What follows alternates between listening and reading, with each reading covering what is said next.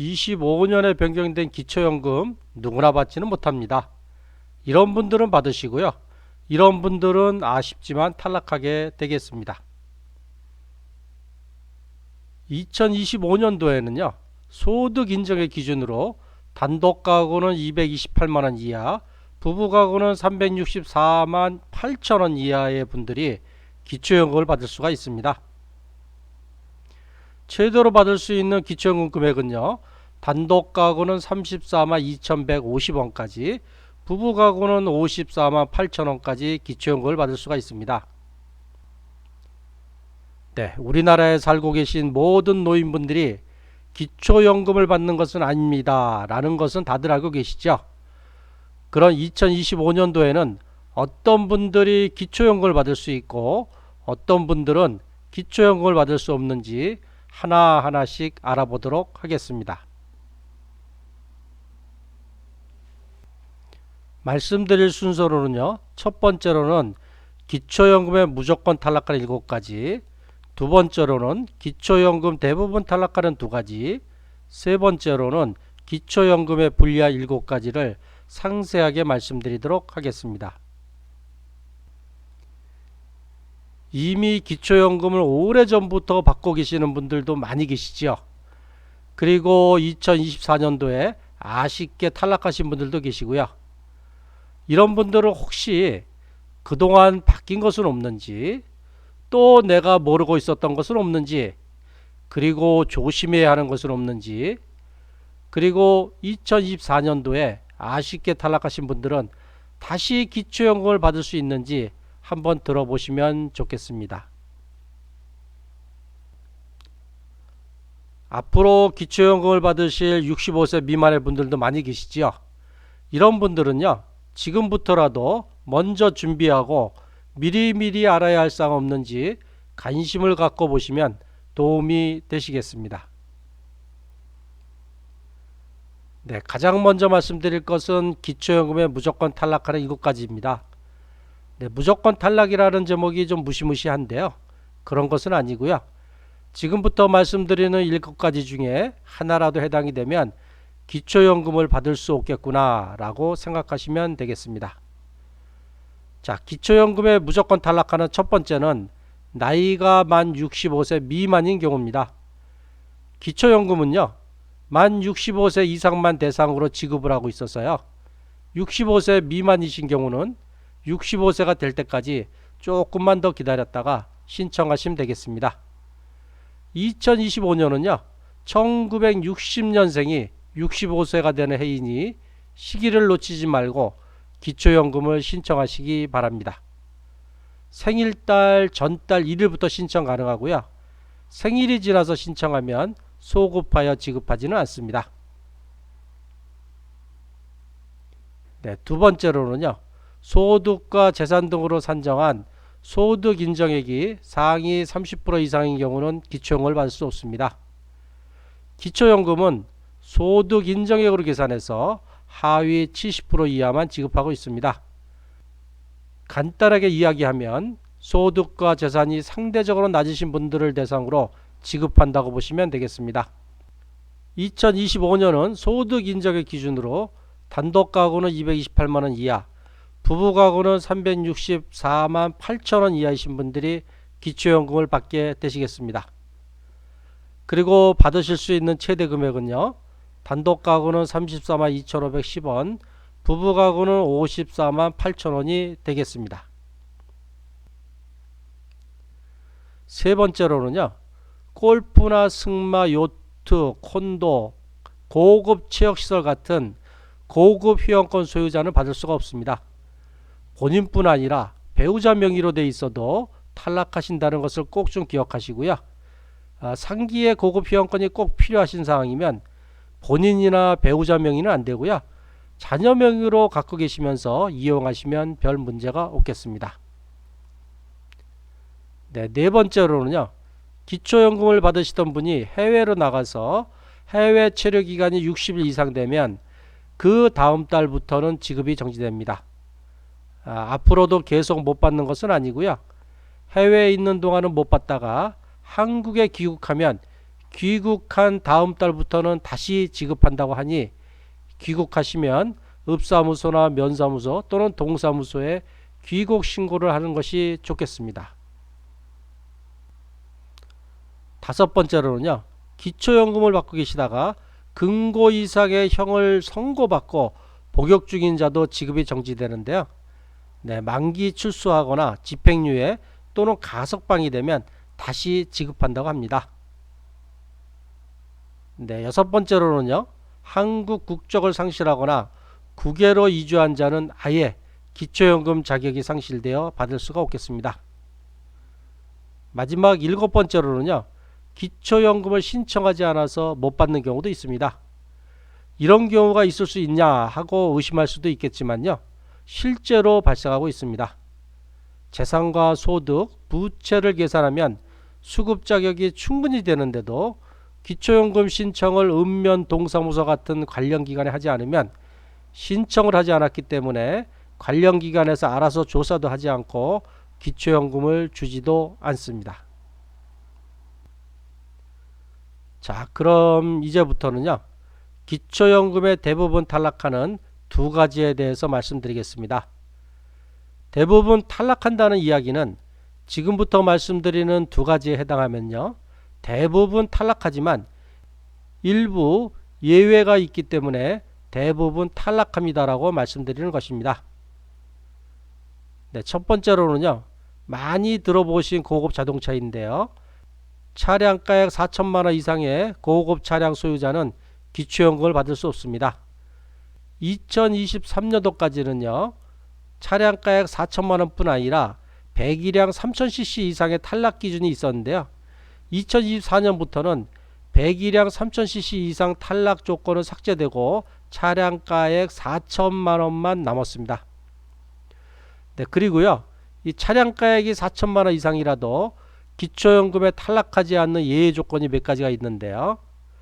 첫 번째로는 이 차량이 10년 이상인 경우인데요. 예를 들어서 설명을 드리면 올해 2025년인 경우는 2025년에서 10년을 뺀 차량 연식이 2015년식이나 그 이전, 즉 2015년식, 2014년식, 2013년식 그 이전 차량 모두 고급 자동차 탈락 예외 조건에 해당합니다. 그리고 등록한 장애인이 소유한 자동차나 상위 등급 판정을 받은 국가유공자 등이 소유한 자동차 또는 생업용 자동차로 소명된 경우와 같이 예외사항에 해당하시면 고급 자동차를 소유하고 있다고 해서 꼭 탈락하지는 않고요. 소득 인정액을 산정해서 수급 자격이 되면 기초연금을 받을 수 있습니다. 네, 다시 한 번 더 말씀드리면 2024년도부터는 3000cc 이상의 차량을 보유해야 해도 소득 인정액이 선정 기준액 이내이면 기초연금을 받을 수가 있겠습니다. 네, 추가로 이해를 돕기 위해서 고급 자동차 기준에서 말씀드리면요. 이 차량 가액이라는 거는 신차 살 때 가격이 아니고요. 이 보험개발원 홈페이지 들어가면 가격이 나와 있습니다. 이 가격을 기준으로 계산하는 거고요. 또 4천만 원이라는 것은 차량 한 대 기준이에요. 차량을 두 대 갖고 계신 분들도 있지 않습니까? 만약에 첫 번째 차량이 2천만 원이고 두 번째 차량이 3천만 원이라 합해서 5천만 원이라 4천만 원이 넘어도 한 대의 차량이 4천만 원이 넘지 않기 때문에 고급 자동차가 아닙니다. 그리고 차량은 모든 차량이 아니고 승용차만 해당이 돼요. 승용차라는 것은 이륜차, 승용차, 승합차만 해당이 됩니다. 따라서 화물차나 트럭을 갖고 계신 분들은 해당 사항이 없겠습니다. 네, 두 번째로는요. 이 직역연금 수급권자 및 그 배우자입니다. 이 조건에 해당이 되면 현재 재산이 얼마 있느냐에 상관이 없이요. 즉 재산이 아무리 적어도 기초연금 수급 대상에서 제외되는 안타까운 상황입니다. 여기도 역시 예외 조건이 있습니다. 직역 재직기간이 10년 미만이거나 장애 일시금 또는 퇴직 유족연금 일시금 등을 받은 이후 5년이 경과한 경우 등은 기초연금 대상이 될 수도 있습니다. 네, 직역연금이라고 하면 공무원연금, 사학연금, 군인연금, 우체국연금을 의미하고 있습니다. 네, 직역연금도 역시 상당히 복잡해서요. 직역연금 대상이 된다고 해서 쉽게 기초연금을 포기하지 마시고요. 국민연금관리공단 콜센터 1355로 전화해서 혹시라도 예외 조건에 해당되어 기초연금을 받을 수 있는지 자세하게 문의하시기 바랍니다.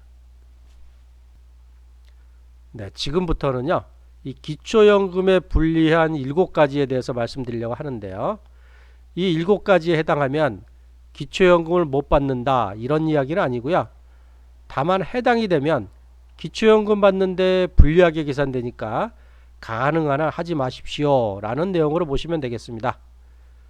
지금부터 말씀드리는 7가지 내용에 해당이 돼도 재산과 소득이 적으시어 소득 인정액이 단독 가구는 228만원 이하, 부부 가구는 364만 8천원 이하이시면 기초연금 받으시는데 별 문제가 없으니까 너무 걱정하실 필요는 없습니다. 자, 첫 번째로는 타인에게 나의 명의를 빌려준 경우입니다. 뭐 통장이나 사업자 등록증, 차량 명의 등을 빌려줄 수도 있는데요. 기초연금 신청을 하면은요, 관련 기관에서는 나와 배우자의 모든 재산과 소득을 조사하는데요. 이때 누구의 돈이든 상관없이 내 명의나 배우자의 명의로 되어 있는 재산과 돈은 모두 내 것으로 계산한다고 보면 되겠습니다. 따라서요, 자녀나 친구의 돈이 내 통장에 예금이 되어 있으면요, 모두 다 내 재산으로 계산이 불리해요. 역시 사업자 등록증에 사업소득과 명의되어야 한 차량도 나의 재산과 소득으로 계산된다는 것을 기억하시기 바랍니다. 네, 두 번째로는요, 가족이나 친지, 친구, 지인에게 빌린 부채인데요. 이것은 부채로는 인정을 못 받고 빌린 돈은 재산으로 계산되고 있습니다. 예를 들어서 설명을 드리면요, 자녀에게 5천만 원을 빌려서 통장에 5천만 원을 넣어놨으면 이 5천만 원이 플러스 마이너스에서 제로가 되어야 맞는데요. 이 기초연금 계산할 때는 다릅니다. 자녀에게 빌린 돈 5천만 원은 부채로 인정을 못 받고요. 통장에 있는 5천만 원은 재산으로 계산이 되니 많이 불리하게 되겠습니다. 네, 세 번째로는요, 자녀 또는 형제, 자매, 배우자도 포함합니다. 전세를 준 경우입니다. 다른 사람에게 준 전세금은요, 이 시가 표준액의 50% 범위 내에서 부채로 인정받을 수 있습니다. 그렇지만요, 이 자녀 또는 형제, 자매와 그 배우자에게 전세 준 금액은 부채로 인정받지 못하니까요, 많이 불리하다라고 보시면 되겠습니다. 네, 네 번째로는요, 자녀를 수익자로 보험 부부하는 경우인데요. 실제로 부모가 자녀를 수익자로 보험을 드는 경우가 많이 있으시죠. 네, 크게 세 가지 경우가 있는데요. 첫 번째로는 수급자가 보험 계약자이고 수급자가 수익자인 경우예요. 이 경우는 당연히 수급자의 금융재산으로 계산합니다. 여기에 대해서 불만이 없을 것 같고요. 자, 두 번째로는 수급자가 보험 계약자이고 자녀 등 제3자가 수익자인 경우, 이 경우에도 수급자의 금융재산으로 산정해요. 좀 억울한 면이 있죠. 내가 돈 받는 것도 아닌데 나의 금융재산 계산하기 좀 억울한 게 있고요. 그래서 세 번째로는요, 수급자가 보험 계약자였으나 이 자녀 중 제3자로 보험 계약자를 변경했어요. 자, 이런 경우는 어떻게 하냐면 이 수급자의 기타 증여재산으로 계산하고 있습니다. 네, 앞에서 세 번째로 설명드린 건에 대해서 추가로 설명드리려 합니다. 만일 자녀가 경제적으로 여유가 있으면요, 보험 계약자를 가능한 한 빨리 자녀 명의로 변경하는 것을 추천합니다. 그러면 기타 증여자산으로 계산이 되어서요, 1년에 약 3천만 원, 1억이면 약 3년 만에 금융재산이 모두 줄어들어서 0원이 될 수도 있습니다. 네, 이때의 금융재산이나 기타 증여재산의 기준금액은요, 여태까지 부부한 보험금액 합계가 아니고요, 해지했을 때의 해지 환급금이 기준이 되겠습니다. 예를 들어 드리면 지금까지 보험 부부한 금액이 1억이어도 현재 기준 해지 환급금이 8천만 원이면 8천만 원을 기준으로 계산한다고 보시면 되겠습니다. 네, 다섯 번째로는요, 시가 표준액 6억 원 이상의 자녀 소유집에 주소지가 있는 경우에요. 자, 적용 대상은요. 본인 또는 그 배우자의 주민등록상 주소지의 주택이 1촌 이내인 직계 존비석인 자녀 명의의 시가 표준액 6억 원 이상의 주택인 가구. 좀 복잡한데 간단하게 설명해 드리면 자녀 소유의 집에 주소지를 두고 주거하는 경우, 이런 경우에는 무료 임차 소득액을 적용한다는 얘기입니다. 자, 주택 시가 표준액 기준인데요. 자, 6억 원이면요. 무료 임차 소득을 39만 원을 적용을 하고요. 8억 원이면 52만 원, 10억 원이면 65만 원, 20억 원이면 130만 원을 소득으로 추가를 하고 있습니다. 자, 그러면요. 만약에 자녀 집에 살아요. 주민등록지도 자녀 집이에요. 그런데 시가 표준액이 6억 원 미만이다. 어떻게 되나요? 자, 그런 경우에는 이 추가로 계산하는 무료 임차 소득이 하나도 없으니까 걱정하지 않으셔도 되겠습니다. 네, 여섯 번째로는요. 재산을 자녀에게 증여하는 경우인데요. 이때 증여한 금액이 일시에 감소하지 않고요. 한 달에 얼마씩 감소하는데요. 단독 가구는 한 달에 251만 원, 부부 가구는 한 달에 304만 원씩 감소되고요. 이 감소 금액을 뺀 나머지 금액은 모두 재산으로 계산되고 있습니다. 즉 증여한 재산 1억 원 일시에 증여했지만 기초연금으로 계산되는 재산은 한 달에 251만 원이나 304만 원씩만 서서히 감소되고 나머지는 계속 나의 재산으로 계산된다고 아시면 되겠습니다. 네, 예를 들어서 1억 원을 증여하면 1년에 약 3천만 원씩 감소되기 때문에 약 3년 후에는 0원이 된다고 생각하시면 될 것 같습니다. 네, 마지막 일곱 번째로는요. 살다 보면 이런저런 이유로 대출을 받는 경우가 생기는데요. 이 일반 은행이나 공공기관에서 빌린 돈은 부채로 인정이 되고 있습니다. 그렇지만은요. 이 마이너스 대출이나 카드론 1년 이내의 어음 할인에 의한 대출은 부채로 인정받지 못하고 있습니다. 따라서 빌린 돈은 부채로는 인정을 받지 못하고 도리어 재산으로 계산되니 불리하다고 보면 되겠습니다. 네, 지금까지 기초연금에 불리한 7가지를 말씀드렸습니다. 네, 지금까지 여러가지 안 좋은 내용만 말씀드렸는데요. 어떠신가요? 기초연금 받기가 쉽지 않구나 이렇게 느끼실 수도 있는데요.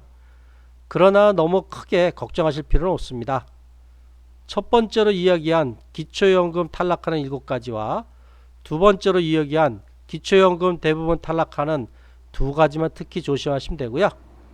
세 번째로 이야기한 기초연금에 불리한 7가지는 기초연금을 받는데 조금 불리하다는 이야기지 그렇다고 해서 못 받는다는 이야기가 아니라는 것을 다시 한 번 더 말씀드리겠습니다.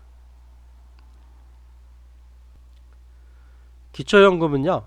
한국 국적을 갖고 한국에 거주하는 만 65세 이상 노인 전체를 대상으로 해서요. 가지고 계신 소득과 재산, 부채를 모두 다 계산해서 하위 70%, 즉 65세 이상 노인 10명이 있으면 그 중에 7명, 즉 70%에게 지급하도록 되어 있는 제도로 대부분들의 노인들이 받을 수 있는 좋은 도움이 되는 제도이다라고 생각하시면 좋겠습니다. 네, 아는 것이 힘이고 아는 것이 돈입니다. 기초연금 너무 복잡하다 이렇게 생각하지 마시고요. 시간 날 때마다 반복해서 자주 듣다 보면 조금씩 더 이해가 되실 겁니다. 네, 저의 유튜브 채널인 아들딸 방문용으로 들어오시면 기초연금에 대해서 상세하게 작성한 동영상들이 많이 있으니까요. 시간 나실 때마다 들어오셔서 시청하시면 많은 도움이 되시겠습니다. 네, 지금까지 고향과 일산 지역의 방문요양 전문업체인 아들딸 방문요양의 대표 배종일이었습니다. 네, 제가 고향과 일산 지역에 있으면서요. 이 고향과 일산 지역에 사시는 노인분들을 위해서 특별한 혜택을 제공하고 있는데요. 네, 첫 번째로는요. 국가에서 운영하는 노인장기요양보험이라고 있는데요. 이 노인장기요양보험에 의해서 등급 판정을 받으시면 이 요양보호사가 저렴한 비용으로 매일 어르신 댁을 방문해서 돌봄 서비스를 제공하고 있어요. 그런데 이 등급 판정 받는 방법이 이렇게 쉽지가 않아요. 따라서 제가 이 등급 판정 받는 방법에 대해서 무료로 설명회를 개최하고 있습니다. 언제 하냐면요. 매주 화요일 아침 10시부터 11시까지 1시간 동안 하고 있습니다. 어디서 하냐면요. 고양시 일산서구 주엽동 18-2 서현프라자 417호 아들딸 방문 요양 사무실에서 하고 있으니까 부담 없이 오셔서 들으시면 도움이 많이 되실 겁니다. 그리고 혹시 어떤 여건상 사무실로 올 수가 없으면 이 전화를 주시면 전화로도 제가 상담을 해드리도록 하겠습니다. 그리고 또 이 가족 요양을 어떻게 하는지 방문 요양을 어떻게 하는지 궁금하시죠? 여기에 대해서도 제가 무료로 상담을 해드리고 있습니다. 어디로 전화하냐면요. 이 아들딸 방문 요양 상담센터로 전화하면 되는데요. 070-4800-2323으로 전화하시면 제가 친절하게 답변해 드리도록 하겠습니다. 네, 그리고 그 아들딸 방문 요양 홈페이지도 있고요. 또 유튜브도 있으니까 여기 와서 보시면 기초연금 자료도 있고 또 노인 장기 요양 보험 자료도 있으니까 많은 도움이 되시겠습니다. 네, 지금까지 장시간 이 동영상 들으시느냐고 고생이 많으셨습니다. 항상 건강하고 행복하십시오. 감사합니다.